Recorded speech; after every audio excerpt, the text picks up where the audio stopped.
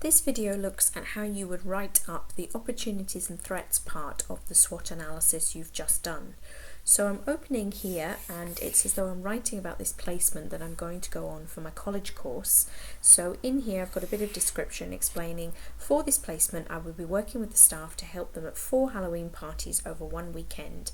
The parties will be for children aged 5 to 12 years old, so tell me a bit about my client group, and will be in church halls and youth clubs, so explaining where my placement is happening. They will all have a spooky theme, but one of the parties is to be all skeleton designs and another one has asked for lots of witch designs. So any kind of requests that your placement have or anything they specialise in, you would put in here. If you were doing a placement where you were going to an actual salon or a business, then you would put in the prices here and a bit about the business. So when we're writing in this part, we need to think about the future tense, so it's as though we haven't gone on placement yet, it's still coming up and we're writing about it going to happen. And then the next section that's in green at the bottom, we need to talk about what it's going to give us, what could be good from it, why do we want to do this. So this is from our opportunities section that we did in the SWOT analysis before. So I'm writing this as though I'm a student who's going to go on this placement. So straight away the student has identified the opportunities this placement could give me are that it could help me get work with Kids Fun or set up contacts with other parents who might employ me at their parties. So that's an opportunity that could come out of this placement. The student then goes on to say this placement could also help me build up my confidence at talking to new people and also my timekeeping as the parties are going to be busy. So two different skills that the student feels they might get from doing this placement. I hope that this placement will also give me opportunities to be creative, as designing new face paint designs is one of my favourite things to do.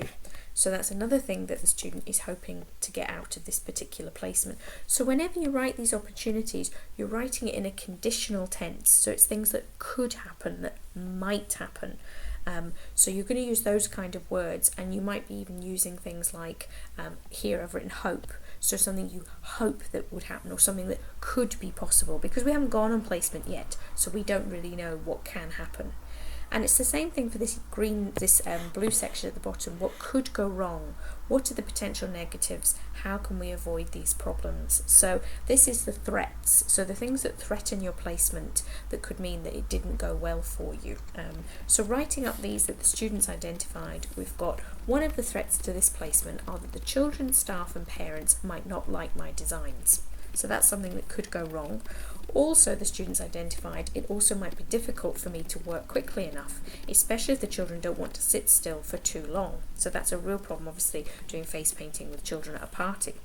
I think this placement might also be threatened if I don't have enough face painting products and colours. So that's a kind of material thing we might be lacking. And then last of all, the student writes, I think my lack of confidence might mean this placement doesn't go well. If staff don't trust me to work independently on a child's face. So the possibility that you might not get very much experience from it because there aren't very many things to do. So it's the same idea.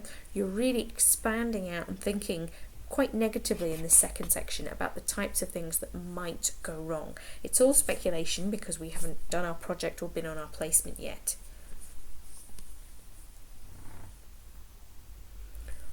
Once you've done that for one placement, you can see straight away that we've expanded out what could have just been 4 sentences into 3 whole paragraphs.